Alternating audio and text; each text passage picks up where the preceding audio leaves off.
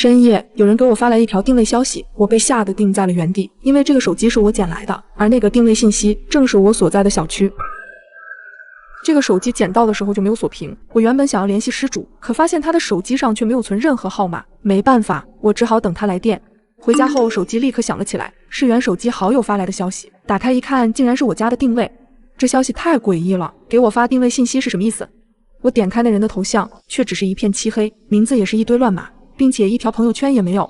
我感觉有点心慌，紧接着我又收到了他发给我的图片，我瞪大眼睛，图片正是我住的小区。难道现在发消息的人就站在小区门口？本来就是半夜，这样怪异的信息不免让我觉得毛毛的。你是谁？我有些忐忑地回复了他，神经紧绷地等待着消息。突然响起的铃声吓了我一跳，对方竟然打来了视频电话，我下意识地点击了挂断。你是要拿手机吗？这么晚了，别这么吓人。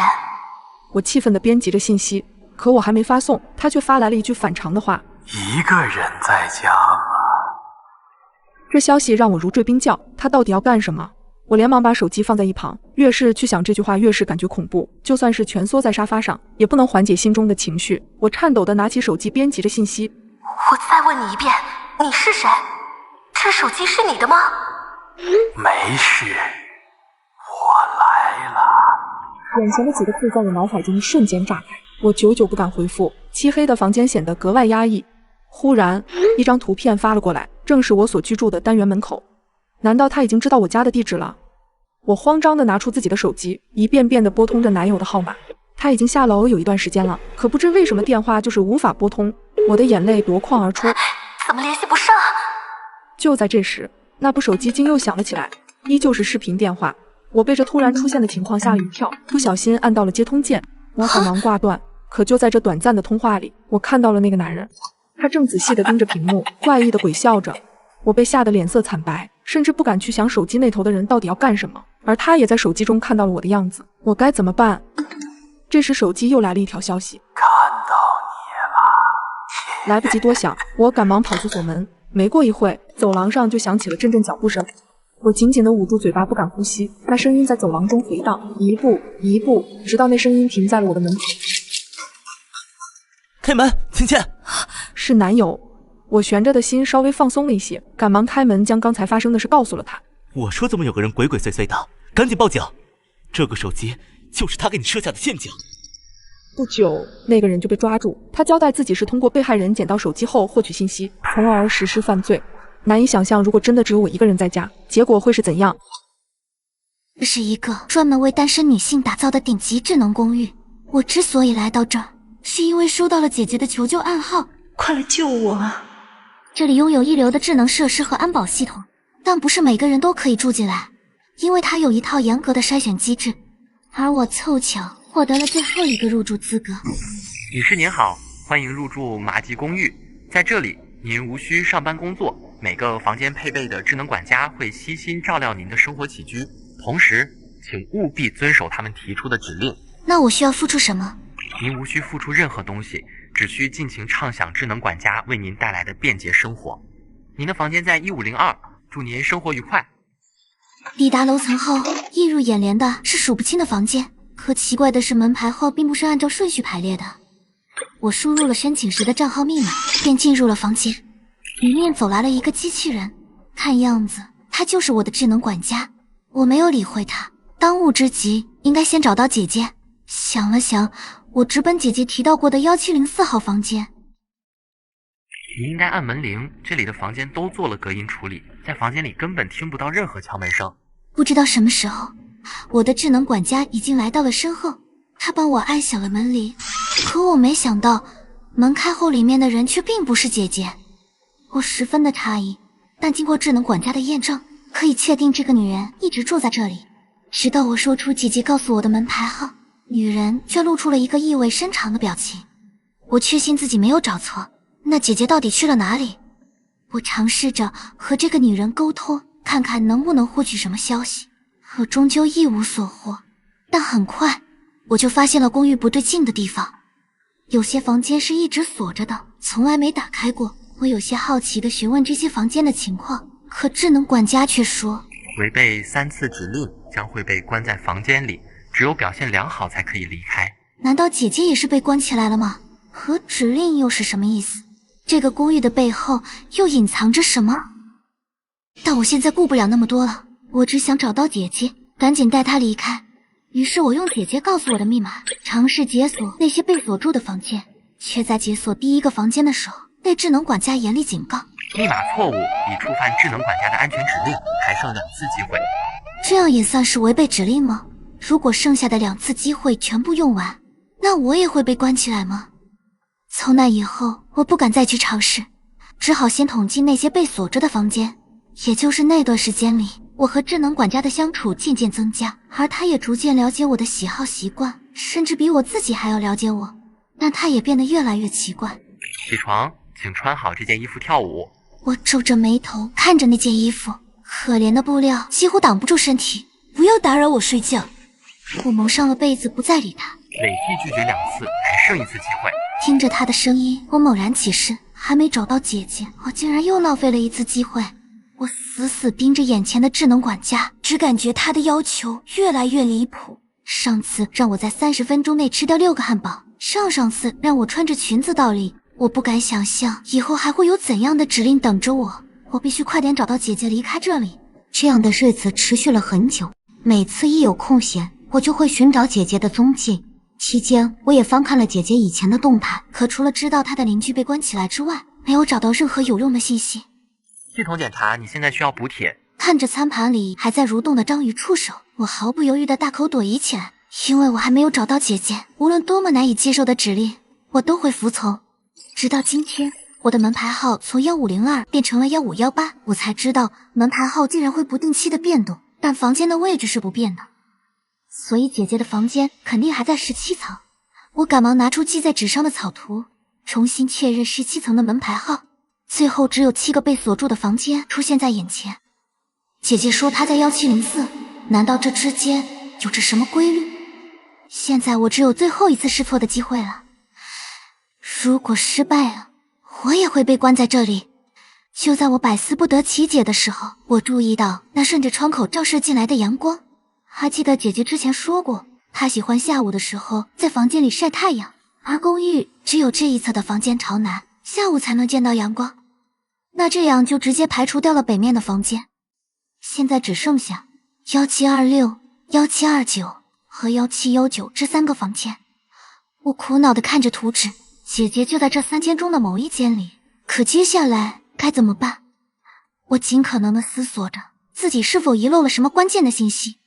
这时我突然注意到1726和1729是挨着的，回想起姐姐之前的动态，她曾说过她隔壁的邻居也被关了起来，也就是说他们2个房间一定是并排的，所以1726和1729中一定有一个是姐姐的房间。现在只有1/2的概率，50比50，我该怎么选？姐姐到底被关在哪间屋子里？我曾有想过去大胆的尝试，可看着仅剩的机会，我最终还是退缩了。这个问题就像是一面墙挡住了我，但我依旧没有放弃。直到门牌号再次发生变化，我才发现了规律，原来门牌的变化是和斜对门的数字进行调换，也就是说奇数怎么变化都是奇数，偶数怎么变化也都只会是偶数。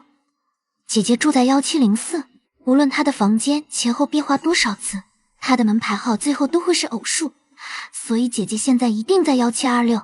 得知了真相，我发疯似的来到了17楼，但我还是感到无比的紧张。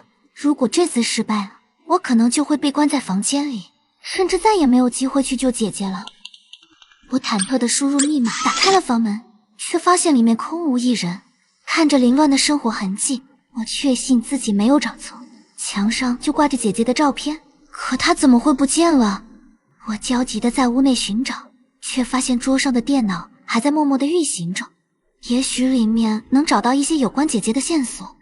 可在我打开电脑的时候，门口却传来了一阵急促的响动，难道是我又违反了安全指令？时间紧迫，我来不及思考，我只想尽可能获得更多有用的线索。这时我注意到姐姐电脑的桌面上放着一个加密文件，多次尝试可都失败了。突然智能管家的声音在我身边响起，我惊恐地转过头，可没想到他却说出了我意想不到的话。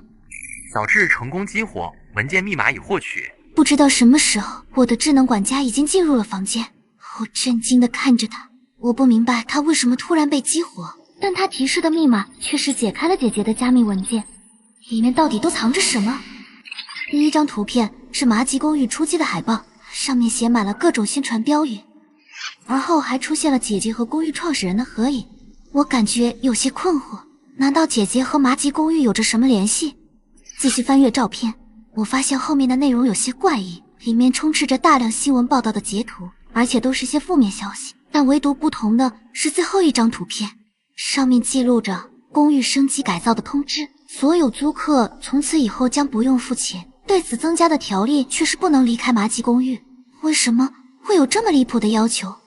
回想起麻吉公寓那令人难以接受的指令，也许姐姐就是从这时候发现了公寓的异常。好奇心促使着我点开了下面的视频资料，可没想到姐姐却出现在了屏幕里。从那时起，她便开始调查起了麻吉公寓。她在视频里很严肃，其中她提到了一个名叫 Black 的基金会，还说自从 Black 介入后，就对麻吉公寓地表以下开始了新的建设，并且这些部分是不对外公开的，没人知道下面是什么。紧接着，她就对着视频展示了麻吉公寓的规划图，能看到楼上的部分和现在几乎一致。一至10层是公共区域，包含了超市、娱乐等场所；11层至60层为住户层，而地下部分竟然也被划分了60层。我感觉十分震惊，到底是什么样的设施会需要这么深的地下空间？难道下面还有其他租客住吗？我记得在麻吉公寓的申请网站上根本就没有提到地下的部分，那里也许真的藏着什么。带着好奇，我继续观看视频。屏幕里姐姐的状态一天不如一天，但我却通过她得知了更多关于公寓的消息。这里的网络都被限制，没有任何方式能联系到外界，违反指令会受到惩罚。经历过的人都被摧毁了心智，只有少部分的人坚持了下来。听着她这样形容，我感觉有些瘆人。公寓里到底发生了什么？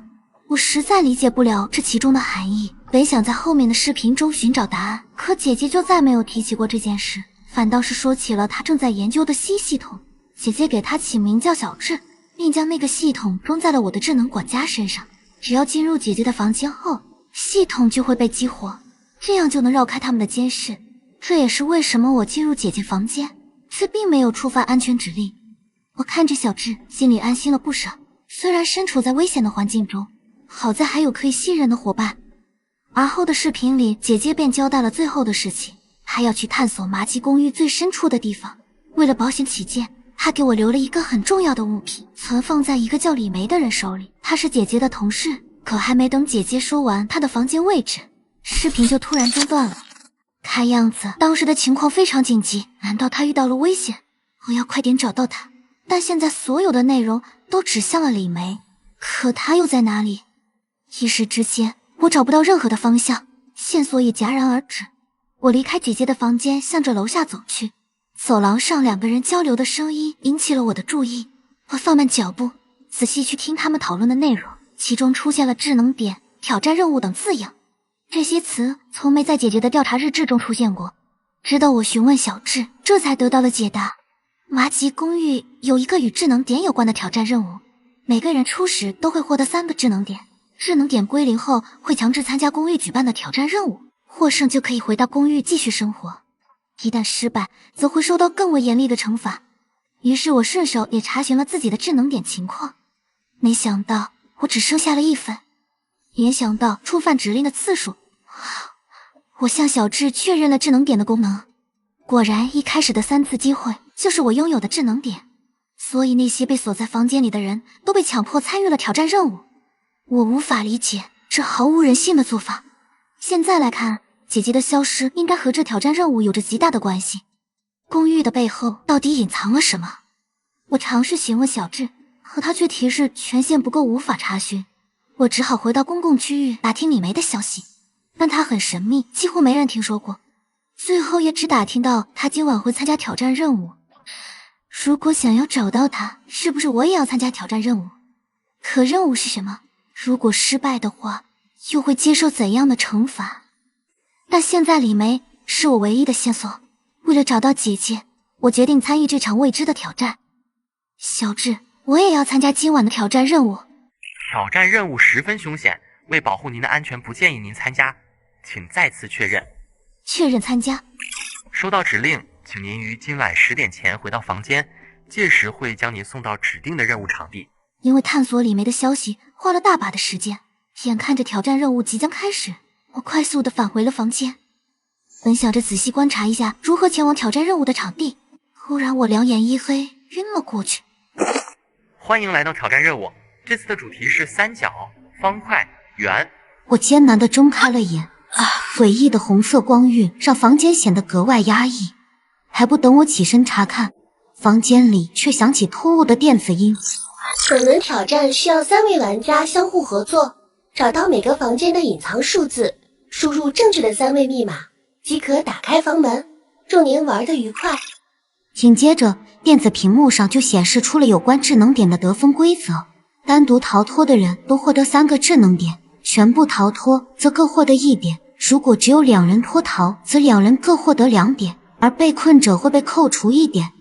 我正认真地分析着规则，屏幕下方却开启了倒计时。我赶忙起身在房间探索，却发现房门被紧紧地锁住。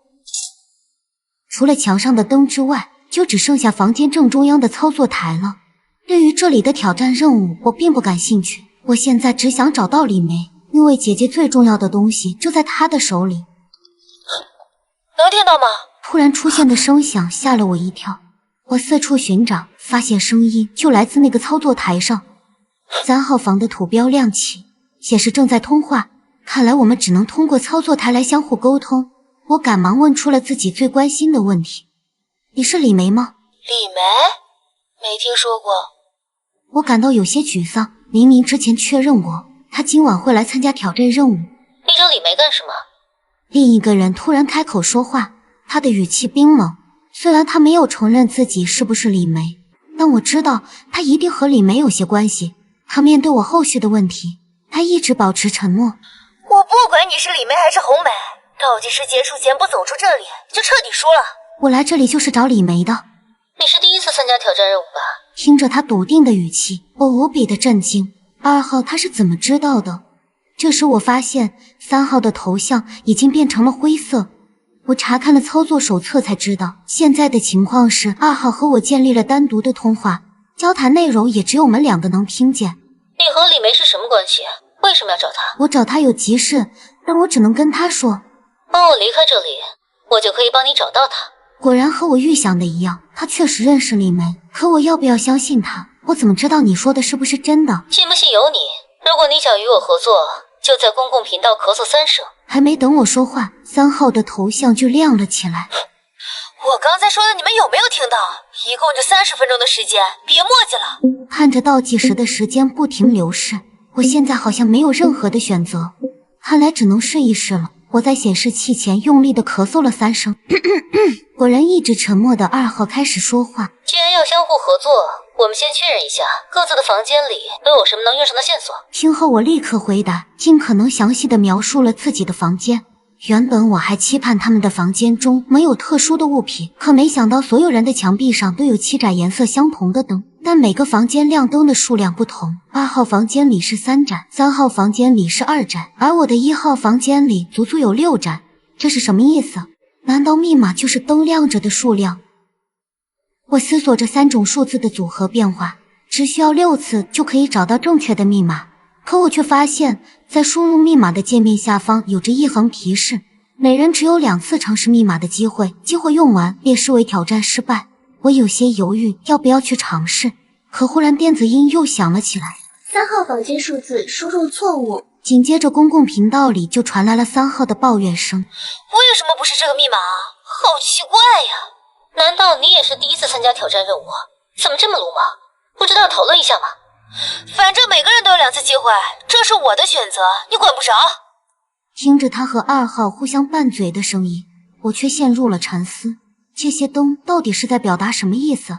而且密码的数字范围是从1至9，但房间里灯的上限却只有7个，这又该如何解释？你是不是也发现了什么？2号突然传来的声音吓了我一跳。看着我们独立的通话，我才说出了自己的判断。3号已经尝试过了，虽然密码跟灯有些关联，但绝对不会这么浅显。没错，我也是这样认为的，并且我仔细观察了房间，3面墙上没有留下任何特殊的痕迹，所以线索应该还是和灯有关。但我总觉得这些灯好像符合某种规律。什么规律？看着他焦急的样子，不论我有没有合理的推测，现在都是打探李梅消息的最佳时刻。我可以告诉你，但至少你要证明一下，你确实有我需要的信息。2号沉默了，他仿佛没有料到我会这样做。过了一会儿，他才艰难地开口：李梅是我的大学同学，她曾是 Black 基金会的一员。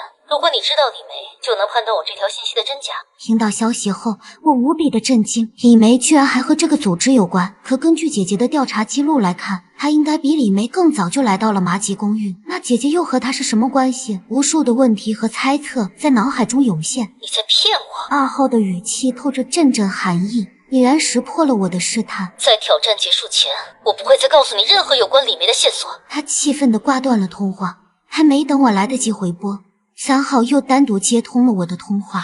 我知道你们2个在背着我讨论密码，他这个人在麻吉公寓是出了名的狡诈。你跟我组队，2个人一起逃脱挑战，收益才是最大的。为了表明我没有骗你，我可以告诉你一个重要的线索，但前提是你要把你们解出来的密码告诉我。他说的没错，一想起2号那些可疑的反应，也许我不应该那么信任他。思索片刻，我便答应了他的要求。我在第一次尝试密码错误后，屏幕上显示我输入的所有数字都是错的，也就是说，真正的密码不包含2、3、6，而且每次挑战任务里都会有一个明确的指向，只要细心观察就能发现密码。这条线索仿佛一盆冷水，瞬间浇醒了我。看着倒计时还在不停的流逝，一瞬间我想通了一切。我终于明白为什么灯的上限是7个，所以正确的密码应该是917。我在面板上坚定地输入了这3个数字。1号房间密码顺序错误，请重新输入。系统提示中只是顺序错误，看来我分析的没错。2号和3号也开始追问：你是怎么确认密码的？我从开始就在好奇，为什么房间里只放7盏灯，直到我看见了不停减少的倒计时，我才瞬间想明白，电子数字的边框就是7个，而这些边框就是对应眼前的7盏灯。我明白了，亮着2个灯的只能组成数字1，亮着3个灯的只能组成数字7。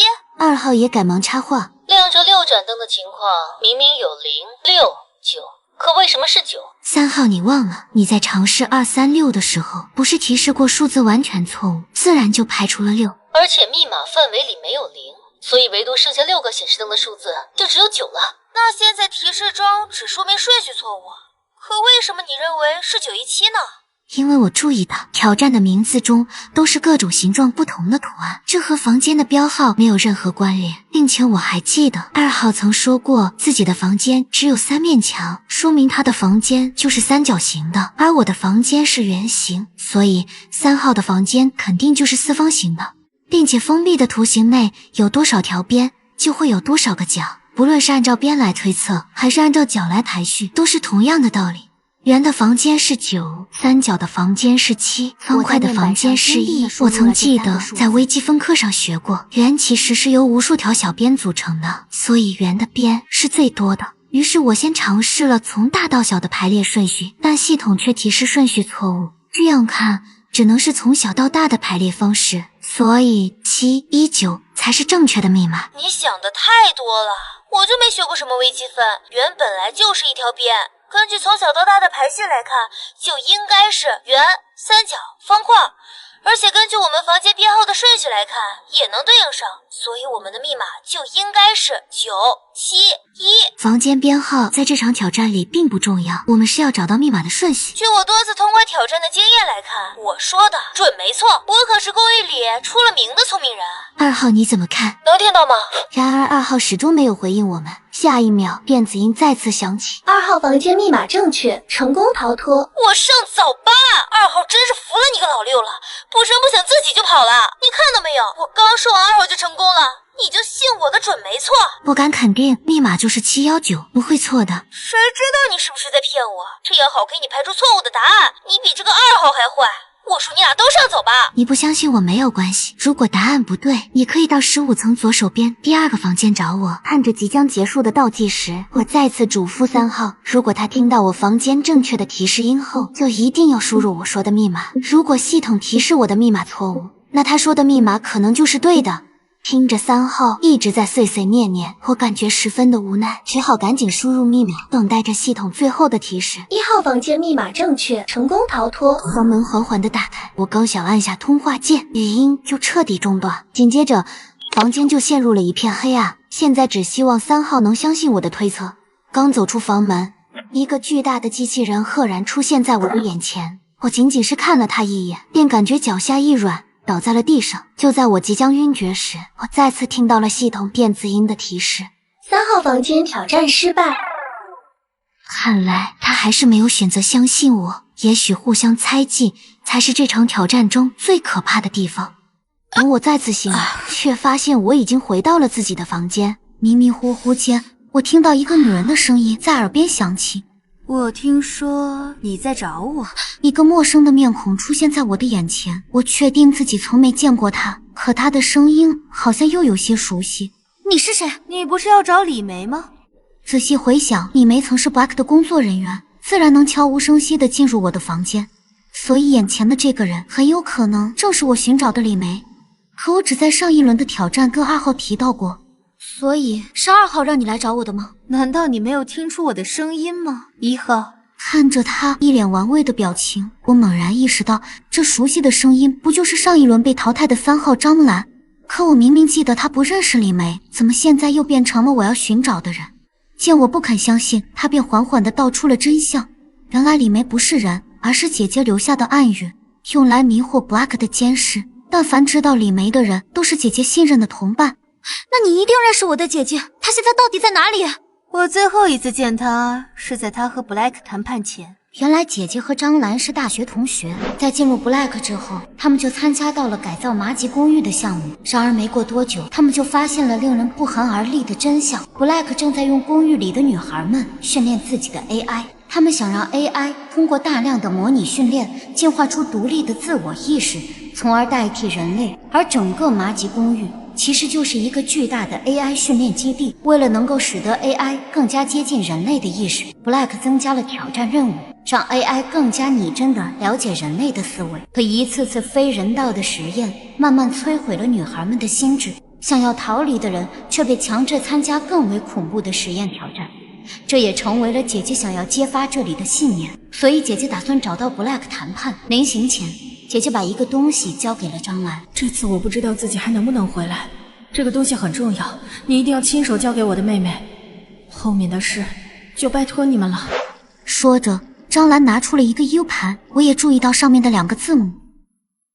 一瞬间，我想到了小智，我赶忙将 U 盘插在了他的接口上，紧接着屏幕上就弹出了一串串的代码。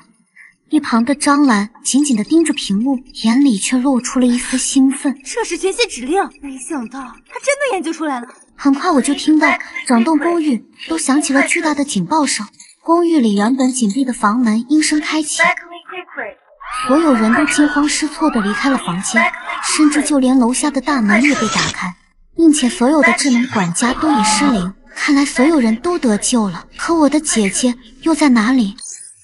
重启成功，正在前往目的地。一旁的小智发出了截然不同的语音，紧接着小智便缓缓地离开了房间。快跟上他！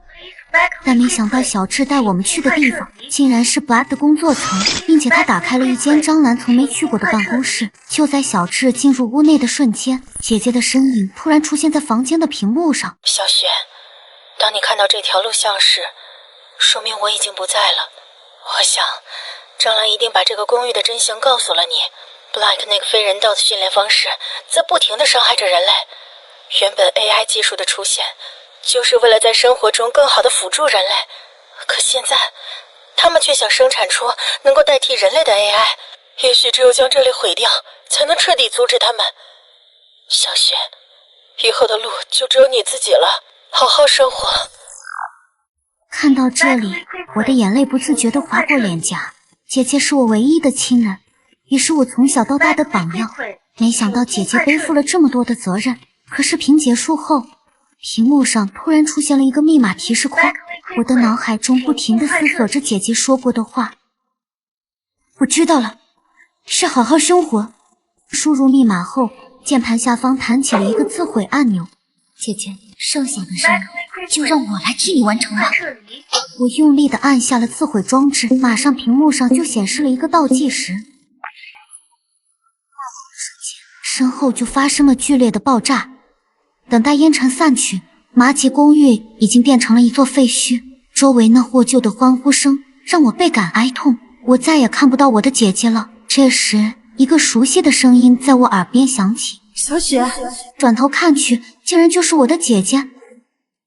姐姐，蓝雨，你还活着，太好了！我还活着。